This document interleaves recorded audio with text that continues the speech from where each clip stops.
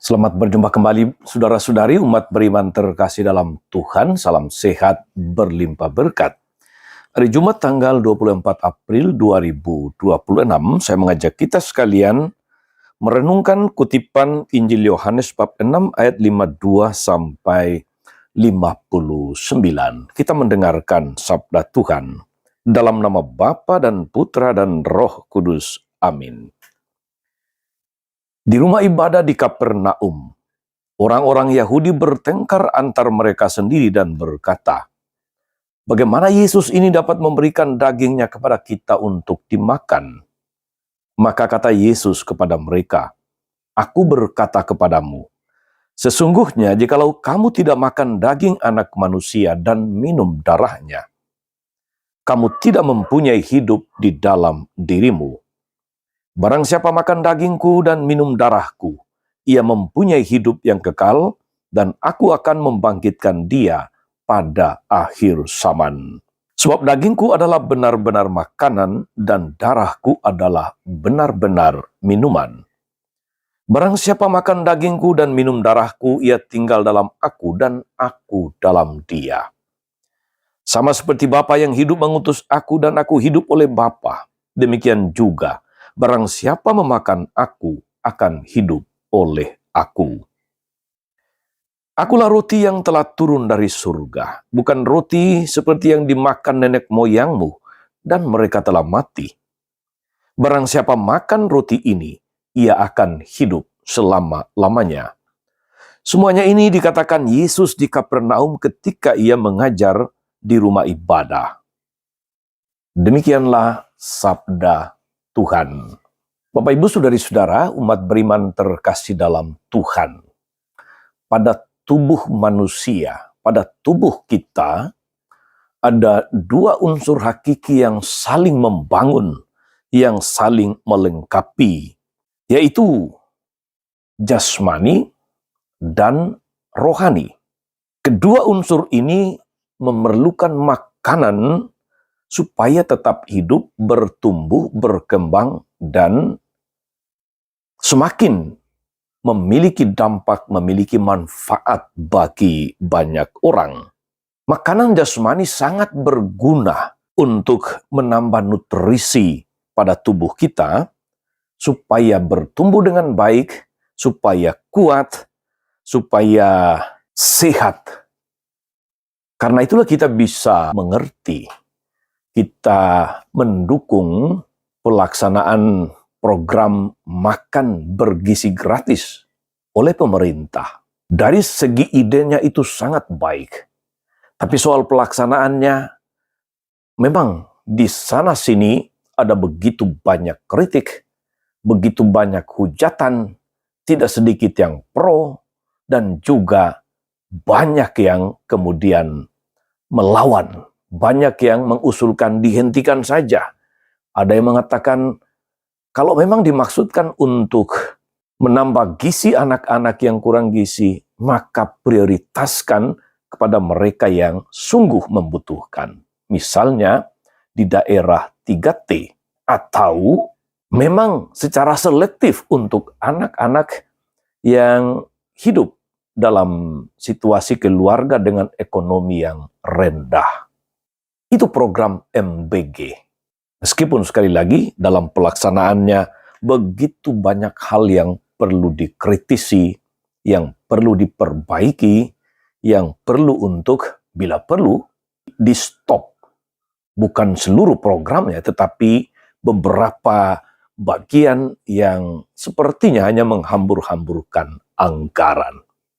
Saudari-saudara umat beriman terkasih dalam Tuhan, begitu pula dengan rohani kita.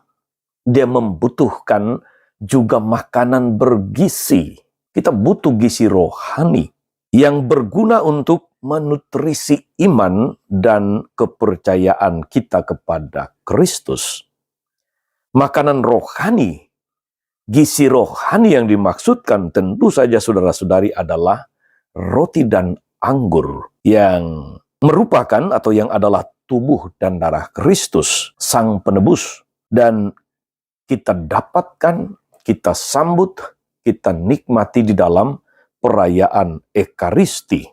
Hal inilah yang membuat hidup kita mampu melakukan segala sesuatu yang dikehendaki Tuhan, yang diajarkan oleh Tuhan sendiri.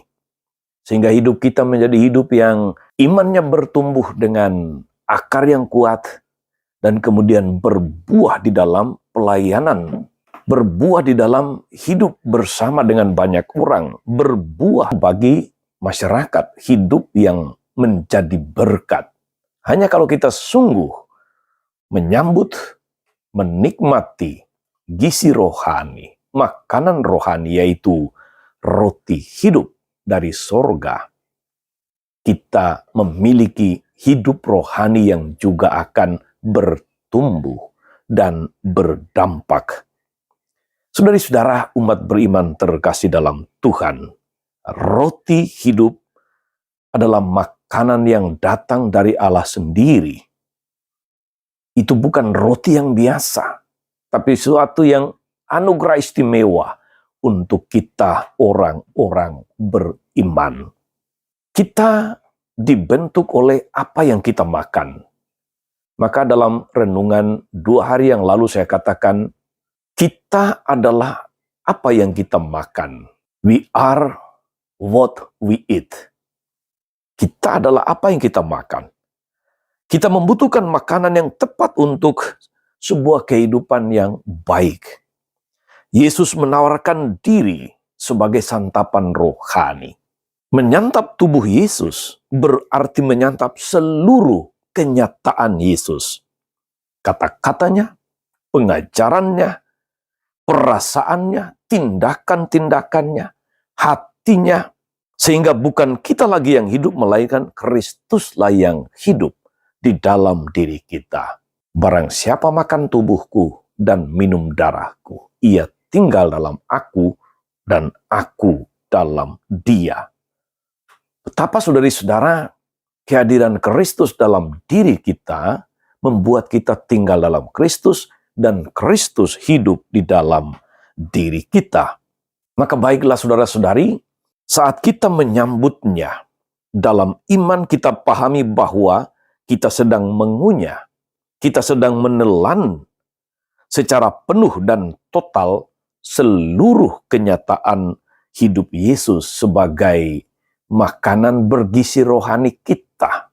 Agar sebagaimana Yesus menjadi manusia benar di hadapan Allah, demikian juga kita menjadi manusia benar di hadapan Bapa, menjadi manusia yang hidup bersama Bapa. Hanya dengan cara itu, hidup kita menjadi berkat bagi banyak orang. Karena itu saudari-saudara, jangan sia-siakan makanan rohani yang Tuhan siapkan untuk kita, yang Tuhan anugerahkan untuk kita, yaitu tubuh dan darahnya sendiri, roti hidup. Semoga saudara-saudari setiap kali merayakan Ekaristi, kita semakin dikuatkan, kita semakin diteguhkan untuk bertumbuh di dalam iman Kristiani kita, untuk semakin berdampak dalam kesaksian hidup sebagai pengikut Kristus. Selamat beraktivitas, selamat melayani, dan jangan lupa untuk senantiasa mendengarkan firman Tuhan dan melaksanakannya.